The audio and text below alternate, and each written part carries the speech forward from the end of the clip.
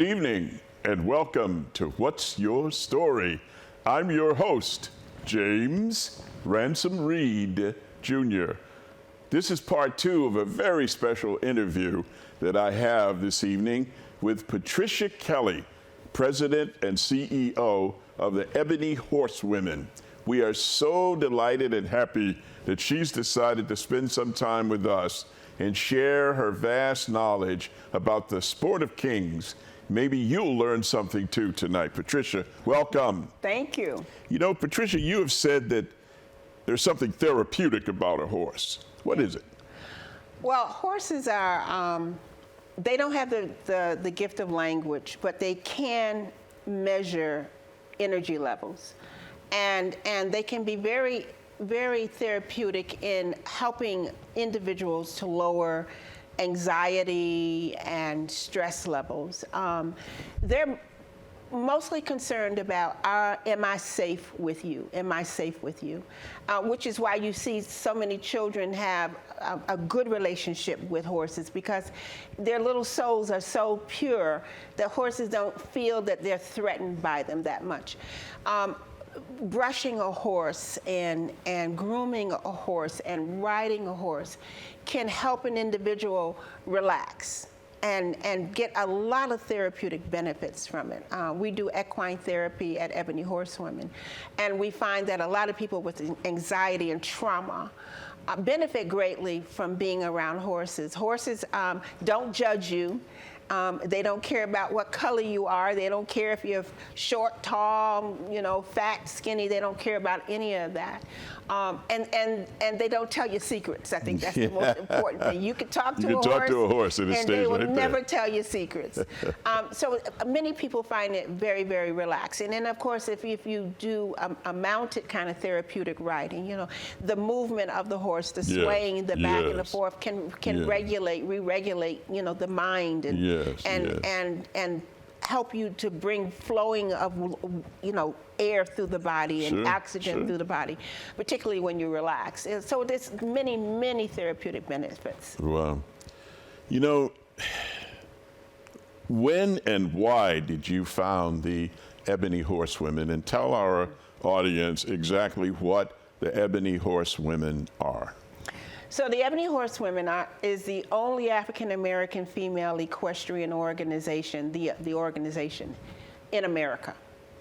And I founded it in 1984, and it started out as a black women's organization. Started out, I had gotten back from the Marine Corps, married, children, divorced, and needed to find my center again that I had when I was a child riding. There were men in the community called the Ebony Horsemen, and at this point in the 80s, they were kind of phasing out. They had been around since the late 50s, and now they were up in age. So there was a member that still had horses in Glastonbury, and so I went to him and I said, I need to ride again. I really need to ride again. Mm-hmm. And he had 3 horses, and I took my youngest daughter to his place with me, and I thought I was real safe, because this guy Eddie Merritt, he had been married like 20 times. I don't know, and he hated women at that point. So I was like, oh, I'm safe. I'm good. So we could just go and ride, and we did. I would just ride, and then the kind of peace and centering that I got again from riding. I called girlfriends and I said, hey, listen, you really need to come out here and do this. And they were like, I'm not going to be out there with those stinking horses. I just got my hair done. I don't want to be around. I was like, you need to come out here and do this. You need to. And so I got a couple of them to come out, and they found the same peace that I did, riding horses. Yes. And so eventually, on this gentleman's floor, living room floor, I founded the Ebony Horsewomen. And it was a women's organization. It was the middle of the 80s. There were no malls then. There wasn't a great deal for black women to do. Yes. But we could ride horses. And we found an incredible amount of peace doing that. And that lasted until two little boys. We would ride in Keeney Park, which is 693 acres of beautiful parkland. Yes, yes. And we would just ride and turn the horses loose, you know, wind in the hair and all of that. And these two boys walked up to us and said, "Hey, lady, is that a horse? Is that a real horse?" I was like, "Yeah, what did you think it was?" He said, "See, I told you it was a horse." I was like, "Oh my God, we got to do something about it." And unfortunately, it was the height of the heroin epidemic in Hartford. And a friend of mine who I had worked for in the past, John Wardlaw, the late John Wardlaw, was the head of the Hartford Housing Authority. And I went to him, I said, "I want to bring horses to the housing projects for the kids." And he was like, "I don't care, Pat, just go ahead, just clean up the manure." I was like, "No problem, we're gonna get the manure cleaned up." And we started to bring horses out to the various housing projects. And the reception that we got from the kids was tremendous. And we saw the greatest need beyond our own need. And so we changed the organization from a women's organization to a youth organization, children's organization, and that's what we've been doing ever since. And I started it because of the need, but also, you know, a person's color or their zip code should not dictate resources, experiences, and opportunities, and access. Yes, I got you. And I wanted our children in Hartford to have the same experiences and opportunities as somebody that from kids another in zip the code. rural communities or suburban communities have. Right. So it was imperative for me to get this done so that they would have this as a resource, as many kids in other parts of, you know, society have. So it's not now exclusively for African Americans, right? Oh my God, no. We have boys and girls, even though it's like Ebony Horsewomen. You would think it was all girls. No, we have a tremendous amount of young men. Okay. And we have white, Italian, Asian, every color, every ethnic group that come to our facility to take riding lessons or come for equine-assisted psychotherapy. Wow. What are some of the events that the Ebony Horsewomen have participated in? So because Keeney Park is so gorgeous, 693 acres of parkland, that was designed by Frederick Olmsted, the same guy who did Central Park. So it's a gorgeous place. So we've had horse shows, and we've had country fairs, and we've had just recently a Native American powwow.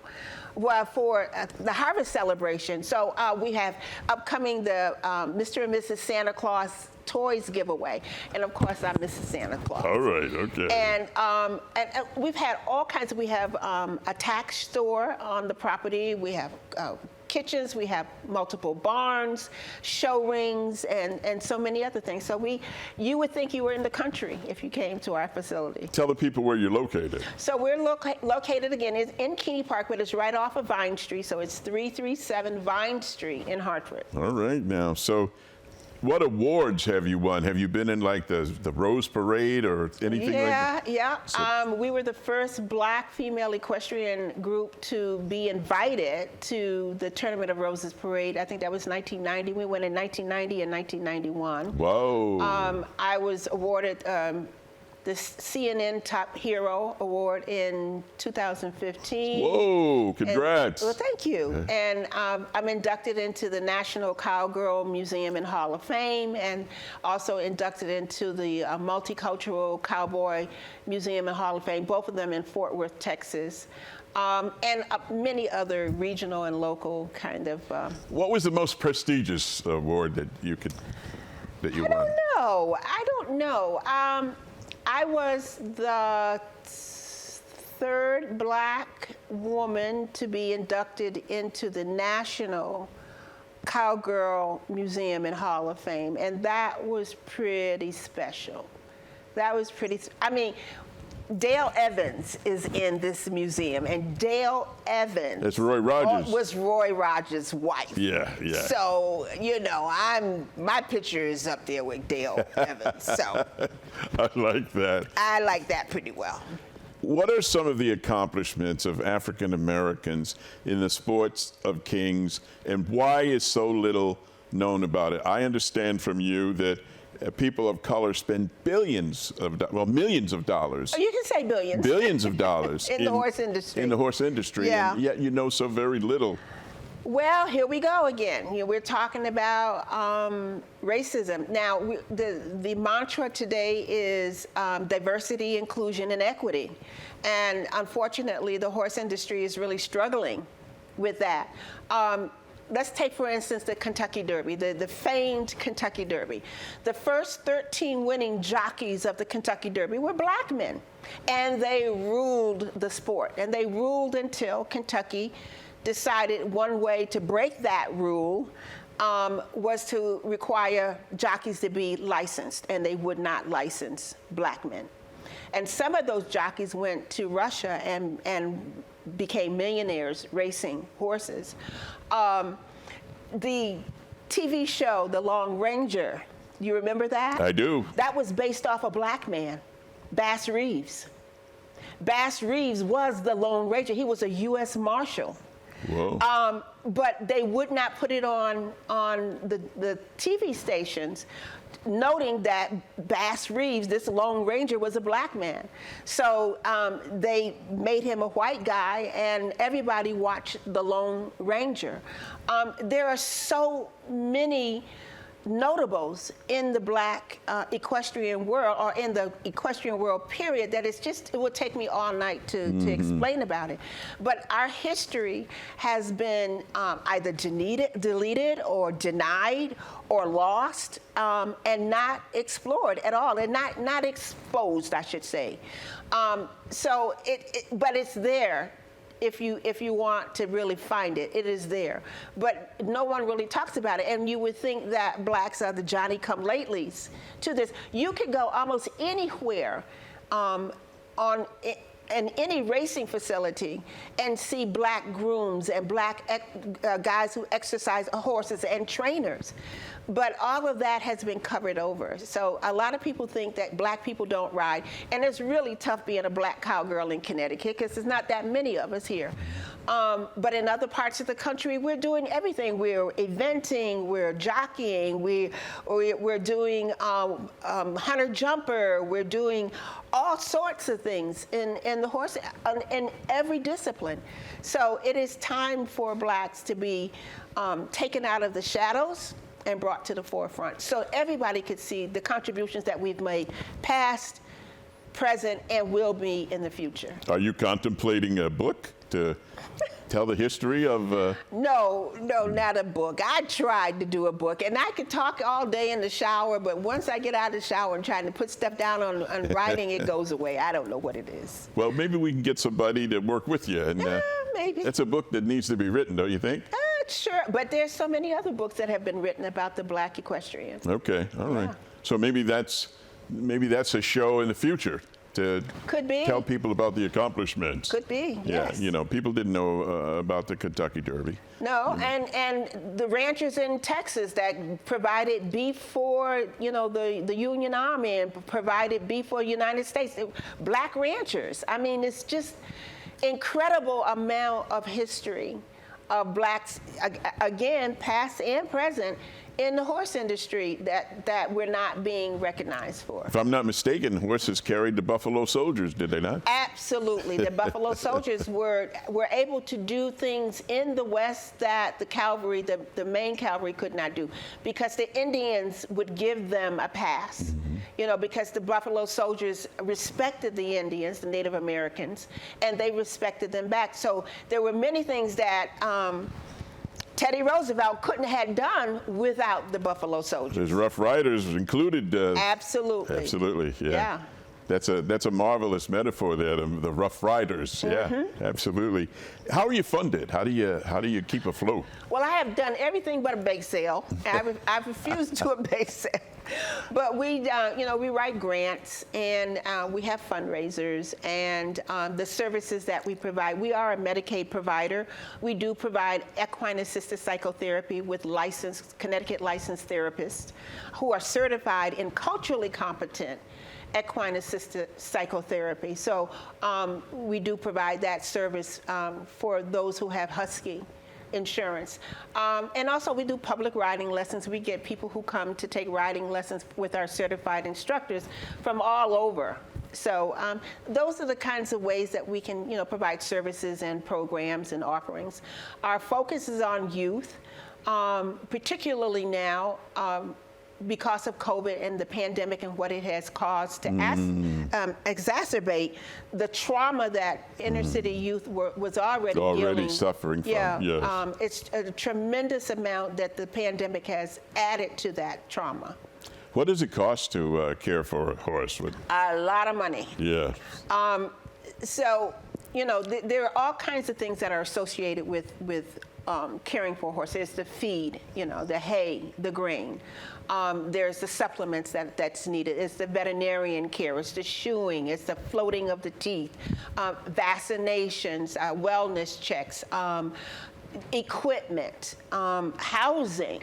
Proper housing for them, caretakers, barn managers and barn staff. So it's a tremendous load. It's a lot. You started at the base doing all that and working your way up, is that? Oh my God, yes. In the beginning, my husband, who is a retired Xerox executive, but he was also a horse trainer in North Carolina. So I was very fortunate to have him, and we did it all. When the very beginning, in the years we did it, he was retired. I took his pension, and we ran this operation, and we did all the work ourselves. But today, we've grown a tremendous amount. We have barn staff, we have therapists, we have I have a CFO, a COO. So we and certified trainers. So we do pretty well right now. Does anybody need special training to get involved with horses, or? Oh yes. What kind of? Yes, I mean, depending on what it is that you want to do. If you want to be an instructor, a riding instructor, you need training. You need hours working with these horses. Yes. You need to know, how they think, the physiological part of them, how they're built, the body parts, what works, when it works, what, common illnesses and diagnoses. You just need to know all of that, and then, how they move and then how they work with various people and what are the criteria that's needed to match a client to a particular horse. It's a lot of training. So do you go around and speak publicly at, say, churches or what have you, talking about the Ebony Horsewomen? Jim, back in the early years, I did, but because funding is so tight, yes, and the cost of keeping horses and running a facility like we do is so expensive, and I'm usually tied to a computer looking for funding to keep the operation going. I would love to get out and be able to talk about it like I did, but I'm just not allowed that now. Yeah. You gotta hunt. Gotta find the money. Gotta find the money. Yeah. Absolutely. I saw something in talking with you. Black Boots. What is that all about? Oh, the Black Boots Awards. Again, it's stemming from the denial of the recognition of the Black equestrian in the United States, period. There are a tremendous amount of Black equestrians all across the United States in every facet of the horse industry, yet they don't get recognized, yet racism and classism reigns over them. And this recognition of what we do, how we do, where we do it, and the tremendous amount of money that we spend in the horse industry. We buy trucks, we buy trailers, we buy feed, we buy equipment, we buy horses. All of that should give us some recognition that, hey, they're there, we're here, and what are we doing? We're making strides in every facet, every discipline, yet we're not being recognized. The Black Boots Awards is a national recognition of Black equestrians across the United States in every discipline of the horse industry. And then in January, we will honor those nominees, those women and men and children who have been nominated for various categories. We will celebrate them in January at the ceremony. What is your, do you have a mission statement or a vision statement for the Ebony Horsewomen? Do you have that? Well, it was all about children, and it's still all about children. It is to empower youth through the lives of horses, to deter destructive behaviors, to increase academic achievements, and to get them to their best lives. Yeah. So regardless of what we do, it all culminates back to supporting children. Where do you see the Ebony Horsewomen in 5 to 10 years? Well, we're building a museum right now, Jim. And where are you building that? It's right on our site. It's the Mary Fields Stagecoach Mary Museum. Mary Fields was the first United States stagecoach driver that delivered the U.S. mail in the West. She was a character. You go, girl. I'm telling you, she was a character, and this museum will be named after her. So we are pouring the foundation as we speak. Okay. I hope to get the building up before the first snow. Yes. And we will have a grand opening in the spring of next year. Wow. Yeah. So you're building it right at the 337 site? Right there. Yes. Tell them again where you're located. So we're located, we're in Keeney Park, but it's on right off of Vine Street, 337 Vine Street, and it's the Ebony Horsewomen Equestrian and Therapeutic Center. Over the years, Mrs. Kelly, what have horses taught you about humans? I don't know if I should say this on air, but I prefer horses to humans any day. We all have challenges. We all have challenges to overcome. I don't care. I've seen high-profile individuals with incredibly important jobs that horses could just break right through and get right to the core of them. They're kind. They're non-judgmental. They don't care who you are, what your business card says, what you own or not. They care about what's emanating from you. Are you safe for me to be around? And they will join up with you. They are prey animals, okay? We're predators, which they automatically are suspicious of us because of the prey and predator thing. But they are also herd animals. And because of that's built into their genealogy, they need to join up if you're safe.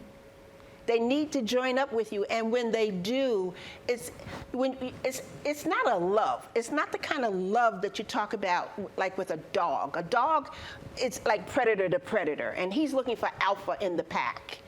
This animal is looking, he'll let you lead if you lead with compassion. So the relationship is just incredible. It's just so satisfying. Would you encourage others to become involved with your organization? Are you looking for volunteers or? Well, yeah. You know, the pandemic has stopped a lot of the volunteering, and now that we're entering winter and we're going to be a little bit more closed in, we're kind of weaning off from the volunteerism right now because of that. And the experts are saying that the flu season is going to be tremendous. Yeah. So we want to keep the kids safe, but to get involved with the organization, absolutely. To come and take a public riding lesson, we have tremendously talented men and women who give riding lessons. They're certified instructors. If you're feeling a little off center and you think you want to get back to your center and you want to take a ride for therapeutic benefits, not to learn how to compete or anything like that, but for therapeutic benefits, come and take a therapeutic riding lesson. All of this is very helpful to helping us get away from the stresses of society and all that we deal with and come back to our center.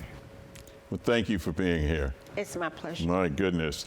Already, we are finished the second part of my interview with Mrs. Patricia Kelly, President and CEO of the Ebony Horsewomen. I hope you get to see both episodes. Everybody has a story. What's yours? Until next time, I'm your host, James Ransom Reed, Jr.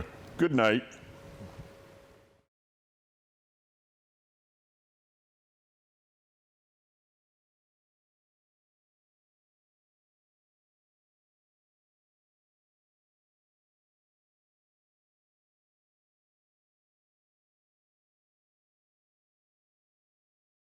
Sometimes life just happens.